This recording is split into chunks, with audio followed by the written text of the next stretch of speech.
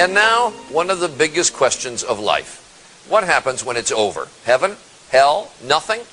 Or might there be a fourth possibility, reincarnation? Could we come back as someone else? Here's Chris Cuomo with two down-to-earth parents who thought they understood the mysteries of life. That is, until their toddler began to talk. On March 3rd, 1945, a 21-year-old Navy fighter pilot on a mission over the Pacific was shot down by Japanese artillery. His name might well have been forgotten, were it not for the remarkable, some might say unbelievable story of a little boy named James. Okay, this is really tough. I need somebody to help me. All right, I'm the volunteer. What do you want me to do? Okay, I'll just go climb this thing and you have to hold me in case I fall. Done. James Leiniger is all boy, 6 years old and full of spirit. This is a special plane. It goes in reverse. You don't see a lot of that. James knows a lot about planes, especially war planes. What kind of airplane is that? It's a Corsair. His parents, Andrea and Bruce Leiniger, say from an early age James would play with nothing else. He was obsessed with airplanes. If you look around the house, that's all you'll see. Airplanes, helicopters, aircraft carriers. But then, when he was 2, the planes James loved suddenly began to give him frequent and frightening nightmares. I'd wake him up and he'd be screaming and he'd always be laying on his back, kicking his feet up at the ceiling. And I'd say, "Baby, what were you dreaming about?" He'd say, "Airplane crash on fire, little man can't get out." They sound like typical kiddie nightmares, but Andrea says they went on the same way for months. Maybe too much TV. But James was just 2, and his parents say only watching Barney and Teletubbies. Teletubbies! And Andrea and Bruce say they weren't watching World War II documentaries or conversing about military history. This is an F-18? No, that one. So what explains the nightmares and James's strange obsession with airplanes? I talked to my mom about it a lot of times. My mom had said maybe he's remembering a past life. What did you say? Politely, baloney. Andrea and Bruce of Lafayette, Louisiana are a highly educated, modern couple. To them, the possibility that their little son James was manifesting signs of a former life was, well, a little out there. You know, having a past life is not the initial conclusion that you come to. You try and figure out any other way he could have. Did he see anything? Has there ever been anything on television, anything that we've discussed? But as time went by, Andrea didn't know what to believe.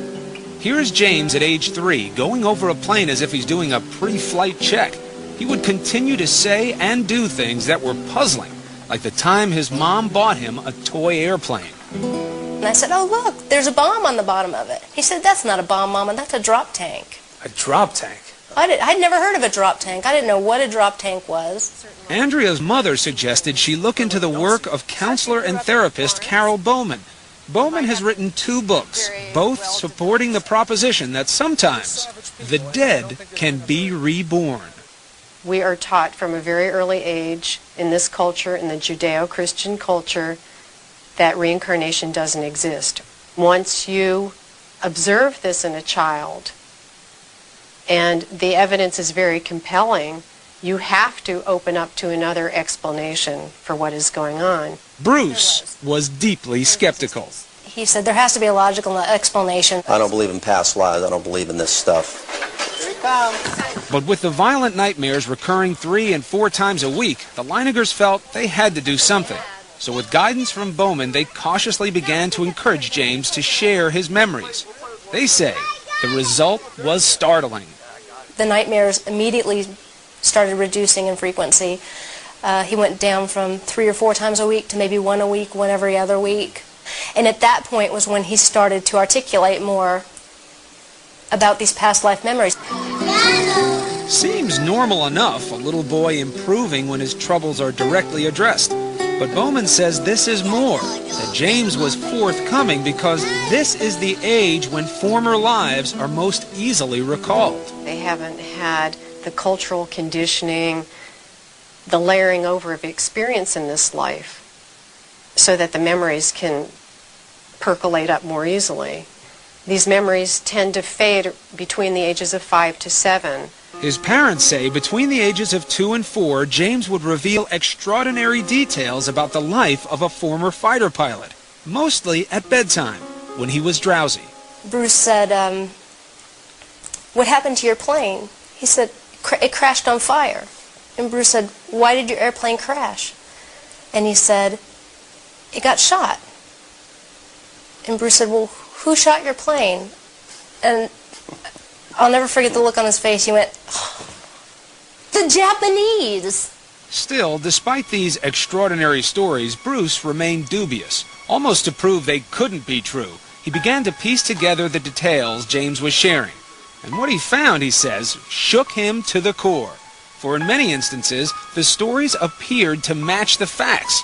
James seemed to be recalling real events, real people, in the life of a man who'd been dead for almost 60 years.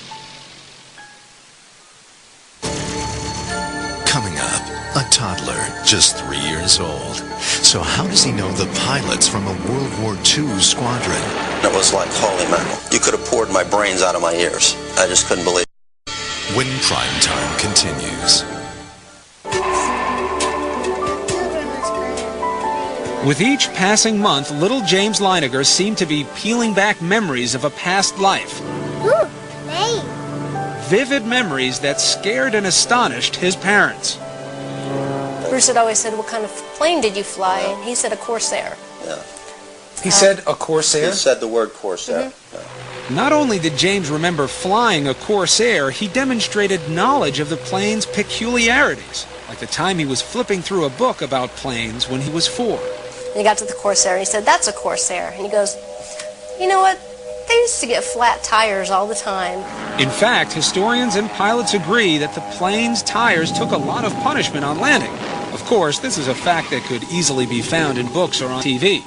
But then, James began to offer up the kinds of specific details his parents say are harder to explain away. Another night, Bruce had come in and he said, "Do you remember where your plane took off?" And he said it took off of a boat. "Do you remember the name of your boat?"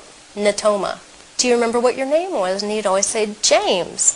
His name is James. It never really occurred to us. We thought he just wasn't understanding the question.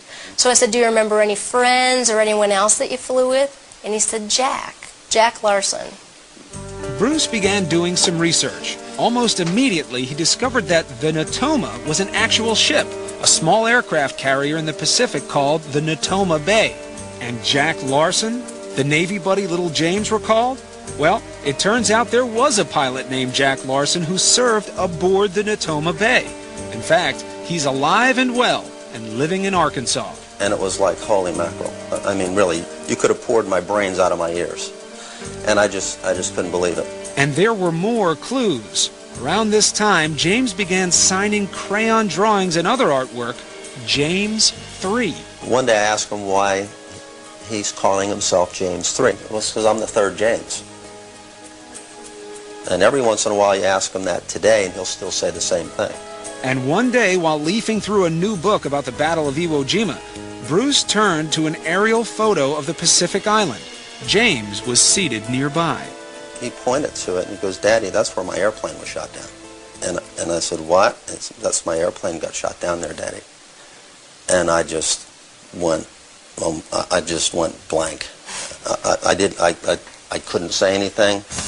By then, Bruce had become a man possessed, searching the internet, combing through military records, and interviewing men who served aboard the Natoma Bay. Finally, a breakthrough. He learned that there was just one pilot from the squadron killed at Iwo Jima. That pilot, James M. Houston Jr. Is this why little James was calling himself James 3? It just crystallized in my mind. This has to be who we're talking about. You know, my meter of skepticism was starting to go over toward belief. When little James would describe being shot down, he told of how his plane had sustained a direct hit on the engine. We had an airplane, and I said, "Well, can you show me where it was?" And he pointed right up to the front of the engine. That's what makes this man's story so intriguing. His name is Ralph Klarber. Klarber was a rear gunner on a TBM Avenger that flew off the Natoma Bay. On March 3rd, 1945, he took part in a raid near Iwo Jima. As it happens, Klarber's plane was right next to the one flown by James M. Houston Jr. It was to be Hugh's last mission before leaving for home the following day. As Klarber recalls, the sky was thick with enemy flak. We experienced pretty heavy anti-aircraft fire, but this was the most intense that I experienced at any time. Suddenly, a flash near the nose of Houston's plane. I saw the hit. I would say he was hit head-on, yeah, right on the middle of the engine. Just as little James had described it. So what do you believe now about your son James? I believe that he had a past life. I believe that in his past life he was James M. Houston Jr. And he came back because he wasn't finished with something. And that's essentially what I believe. Dear Bruce and Andrea. And he's not the only one. This past October, the Leinegers received a letter from a woman named Ann Barron, the sister of pilot James Houston. Andrea and Bruce had contacted her about their little boy. Barron heard about what young James was saying, and she believes. All of this is still overwhelming. I can only imagine how it has affected you, but I believe, with my love to you, Anne. The child was so convincing and coming up with all these things that there's no way in the world he could know, unless there is a spiritual thing. I think that the parents are self-deceived, that they're fascinated by the mysterious, and they've built up a fairy tale. Professor Paul Kurtz of the University of Buffalo heads an organization that investigates claims of the paranormal. He's overhearing conversations of his parents. He's looking at cues. He may talk to his little friends or hear from neighbors. And then this conviction that builds up that, yes, he was this pilot, and yes, he will come to believe that himself. Do you ever rack your brain and say, gee, I hope I didn't say anything or do anything that put this in James' head? Do you ever question yourself still or no? No, because we're talking to a 2-year-old. You know, I mean, what am I going to do? Sit him in a corner and say, listen, now we're going to concoct this elaborate scheme, and you're going to imagine that you went through those things. I knew what he watched on television. I knew what stories I read to him. I'm a protective, first-time Southern mother. There was no other place he could have been getting this information. Assuming the Leinegers are acting in good faith, what we have here is a classic conflict of faith versus science. Hard facts against beliefs that often can't be easily explained. There's no doubt where Paul Kurtz stands. People have a right to believe, surely in America, there's freedom of conscience. On the other hand, do you want to believe in something that is false? So how do you rationalize a belief in anything bigger than ourselves if you have to fall back on science all the time? Not simply science, on the facts, on common sense. Once upon a time, the Leinegers might have agreed, but that was before the amazing stories told by their young son forced them to consider the possibilities and to examine their faith. Whether you believe in reincarnation or not, it's about the eternal life of the human spirit. That's right. And that's something God promises to us. There is something else out there after this. It's not over when you die. James's vivid recollections are starting to fade as he gets older, but among his prized possessions are 2 gifts sent to him by pilot James Houston's sister: a bust of George Washington and a model of a Corsair aircraft. They were among the personal effects of James Houston, sent home after the war. Do you feel differently about James? Has this changed your relationship with him? No. We have always felt that he's a special little boy because he's our son. He appears to have experienced something that I don't think is unique, but the way it's been revealed is quite astounding. It doesn't change how we think. I don't look at him and say, that's not my son, that's someone else. That's my boy. Good one. It might be a natural assumption that it's just Buddhists and Hindus who believe in reincarnation, but would it surprise you to know that 1 out of every 4 Americans, Christians and Jewish alike, believe that souls do return again in different bodies? We'll be right back.